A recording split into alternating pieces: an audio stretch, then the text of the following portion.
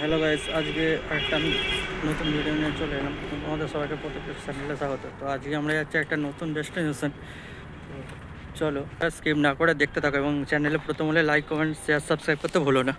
তো গাইস, আজকে আমরা এসেছি বেলুর ইএসআই হসপিটালের এখানে, মানে যেখানে আছে পলাশ গার্ডেন।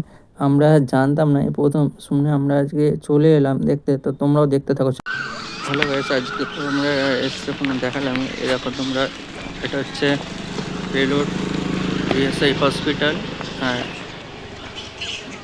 এই বাঁ দিক দিয়ে গেলে পড়বে আমাদের গন্তব্যস্থল, মানে আমরা আজকে যেখানে যাচ্ছি।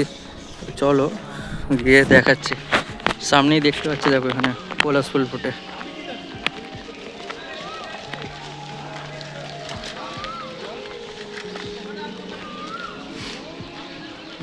এখানে পলাশ ফুল ফুটে। মেনলি আমরা এসেছি পলাশ বন।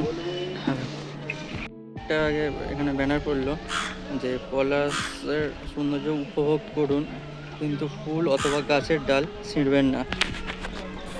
তো গাছ দেখো, দিয়ে যাওয়ার সময় রাস্তার দুধারে এখানে দেখতে পাবেন, যেহেতু এখানে প্রচুর পলাশ গাছ আছে, তো এখানে দুধারে রাস্তার ধারেই পড়ে আছে অনেক পলাশ ফুল। তো সেইগুলো নিয়ে আপনারা ভিডিও, ফটো বা রিল যা করা করতে পারেন, কিন্তু এই গাছ থেকে কেউ গাছের ডাল ভাঙবেন না বা গাছ থেকে ফুল ছিঁড়বেন না। এই পলাশ ফুলের যেহেতু রূপ আছে, কিন্তু পলাশ ফুলের গন্ধ নেই, তো তাই এই পলাশ ফুলের কোনো কদরও নেই। কিন্তু এই পলাশ ফুল বসন্তে দেখতে খুবই সুন্দর লাগে এবং চারিদিকে লালে লাল হয়ে যায়। পুরুলিয়া বা সোশ্যাল মিডিয়ায় আমরা অনেক জায়গাতেই দেখেছি। সোশ্যাল মিডিয়ায় এই পুরুলিয়া দেখে আমাদের মনটা পুরুলিয়া পুরুলিয়া করে, কিন্তু সবসময় আমরা তো যেতে পারি না। সেটা সময়ের অভাবেও হতে পারে বা টাকার অভাবেও হতে পারে। তা সেই দুধের সাথে ঘোলে মেটানোর জন্য আপনারা এইখান থেকে অবশ্যই ঘুরে যেতে পারেন। বেলুড় স্টেশনে ট্রেন থেকে নেবে মাত্র 10 টাকার বিনিময়ে কোনো টোটোকে বললে ইএসআই হসপিটালের কাছে ছেড়ে দেবে। তো ইএসআই হসপিটালের সামনে দিয়ে ঢুকলে এটা দেখতে পাবেন।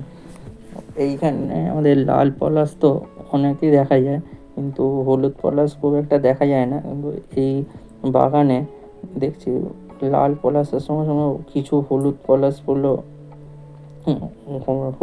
ফুলেরও গাছ আছে, যেটা আমি এই ভিডিওর মাধ্যমে তুলে ধরেছি।